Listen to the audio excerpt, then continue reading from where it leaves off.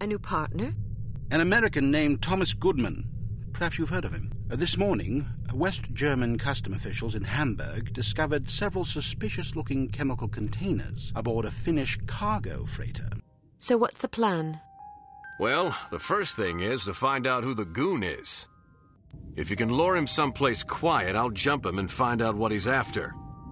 That's very noble of you, but I think I can handle that little fella. Where should I ambush him? Try the ladies' room.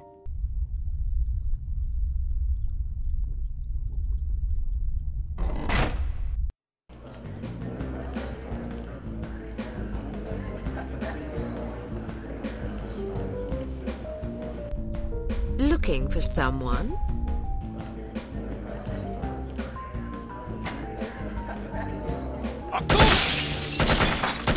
Schnell!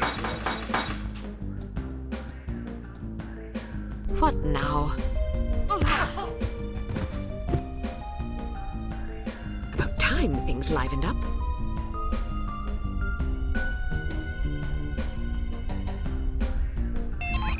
Jo, willkommen zurück in Hamburg. Wir sind immer noch im Club der einsamen Walküre. Oder das einsame Walküre. Und jetzt müssen wir uns durch den Club kämpfen.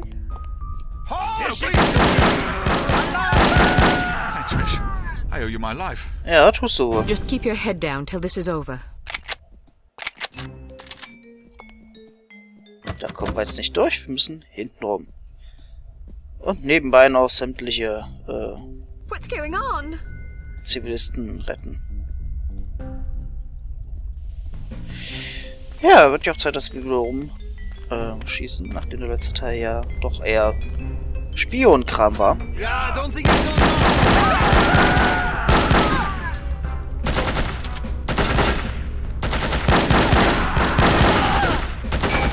Oh, und der Typ, der da hinten in der Ecke sitzt, der ist immer extrem schwer zu treffen.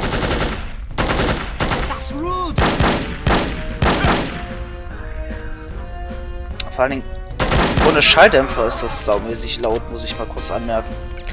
So, ich habe aber extra die Sonnenbrille mitgenommen, weil ich gewusst habe, dass hier ein Intelligence-Item liegt. Das nehmen wir mit. Und das hier auch. Lesen wir alles später.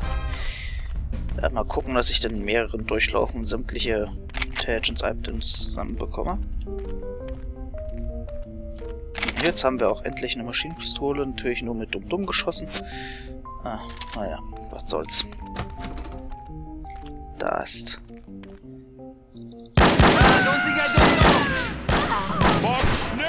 Na komm rein. Trottel. Ja, dass sie das Regal umschmeißen, ist tatsächlich geskriptet. Das kann man nicht verhindern. Das passiert auch, wenn man recht schnell ist und die Jungs da umschießt, bevor das passiert. Und jetzt kommen wir hier schon zum Rätsel.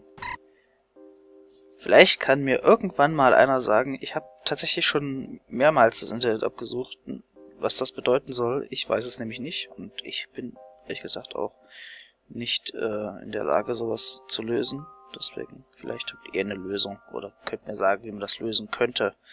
Weil ich habe nämlich kein Dechiffrierblatt gefunden in den häufigen Durchspielen, die ich das Spiel jetzt schon durchgespielt habe.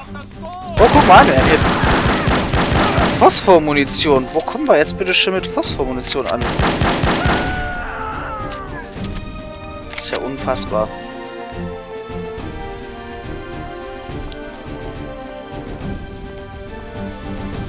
Wo kam jetzt bitte schon die Phosphormunition her? Was haben wir denn hier für Käse, sag mal? Salisbury Cheese. Hm, interessant. Was gibt's denn? Tomatensuppe. Und Teller.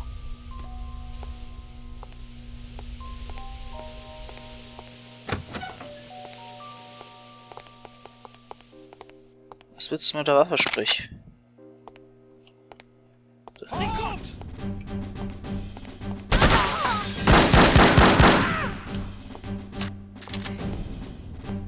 Ja, jetzt müssen wir uns ja über die Bühne schießen.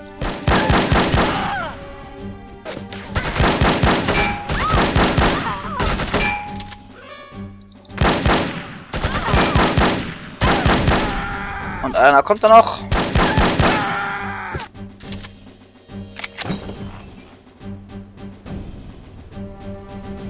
Did you find out anything? I was ambushed before I could question the bastard. You okay? I suppose, although I think someone might have tried to drug me. Something stung the back of my neck as I was heading for the ladies' room. Might have been a dart. How do you feel now? Not bad. Meet me at this address in 1 hour. Why not go together? I want to poke around and see who these people are. They may be linked to harm. Are you sure it's safe? Hell no, it's reckless and dumb, but that's not going to stop me. Well, good luck then. What should I do if you don't make it? Don't worry, doll. I'll make it. If you say so. Head backstage. A friend of mine's waiting in the alley. He'll get you out of here. Just tell him you're with me. You think he'll believe me? He will if you tell him my code name. I don't know your code name. Bold Eagle. Good God. What's so funny? Nothing.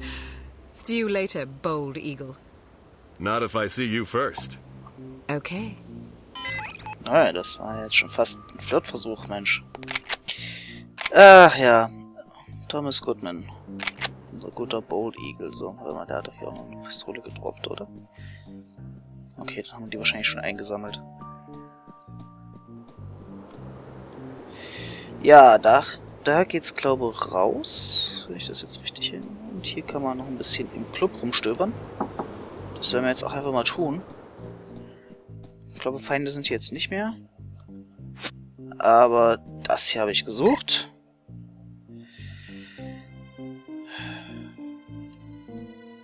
Nämlich den Kollegen hier, den kennen wir ja schon aus Marokko. Ja.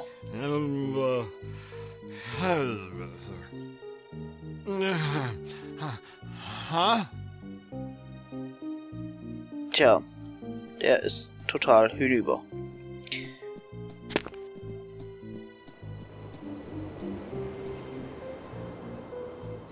Dann wollen wir mal.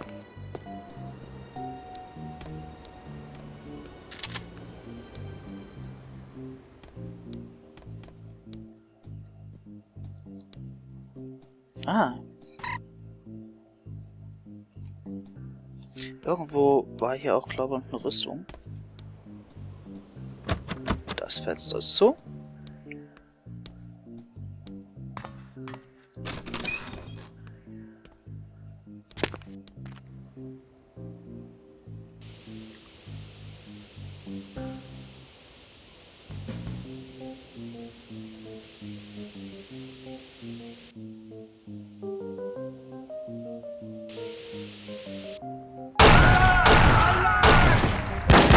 I guess I'll have to improvise. Yes, you have. Aber hier ist Gott sei Dank noch eine Munitionskiste. Und da haben wir tatsächlich nochmal Phosphormunition aufgesammelt, die wir absolut nicht brauchen. Da geht es nicht weiter. Da geht's weiter. Hier kommen wir, glaube ich, nicht rein, genau.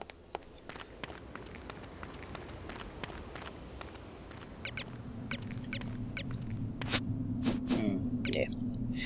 Wir bleiben mal vorerst hierbei, da brauche ich nicht so viel Munition. Und,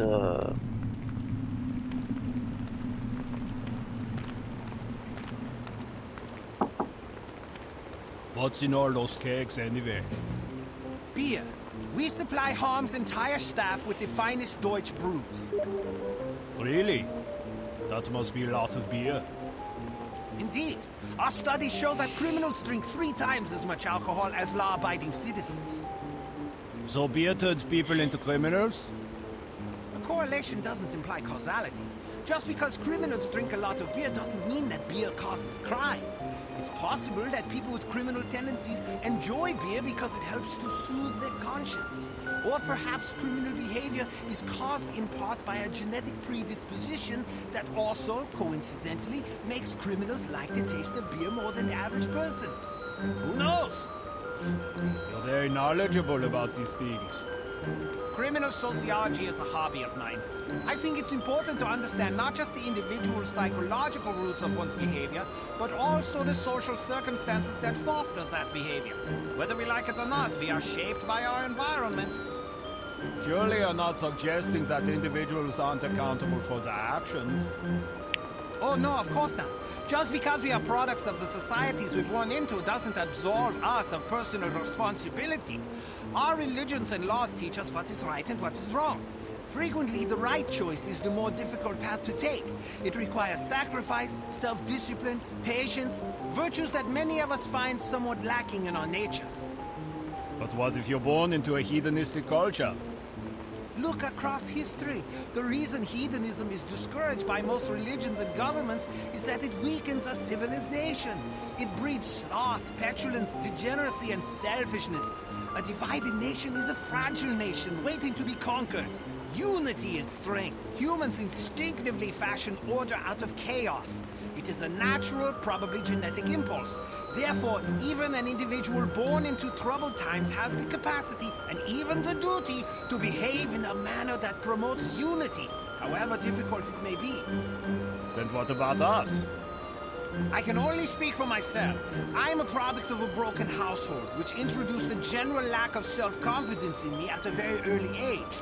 These feelings of inadequacy blossomed into anger as I matured, that the rigors of adolescence with the teasing and abuse and awkwardness we must all endure only exacerbated. But even though I've identified the source of my problems, I'm still too childish and petty to become a responsible, mature citizen. Well, admitting you have a problem is the first step, I suppose. I like to think so. Meine Güte, da wird über Probleme der Welt philosophiert und er soll doch eigentlich einfach nur Bier verladen. Ja, wir können hier ganz schlecht ungesehen durch.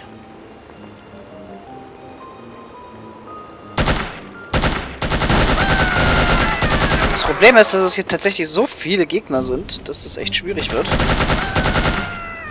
Deswegen ist das tatsächlich von Sinn, sich einfach noch hinten zu verstecken und gut ist.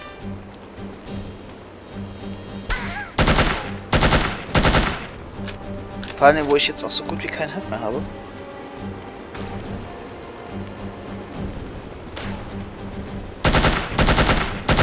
Und hier überall Scharfschützen lauern.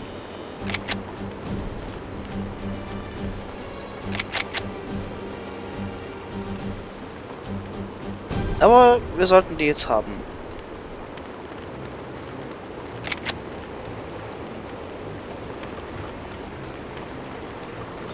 Auf jeden Fall haben wir jetzt schon unsere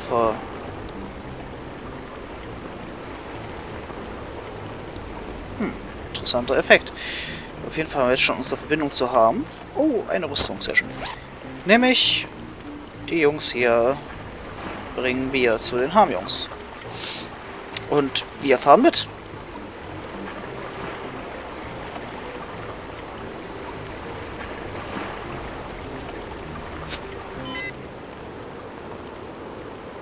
Vi vill mieten geben Dank.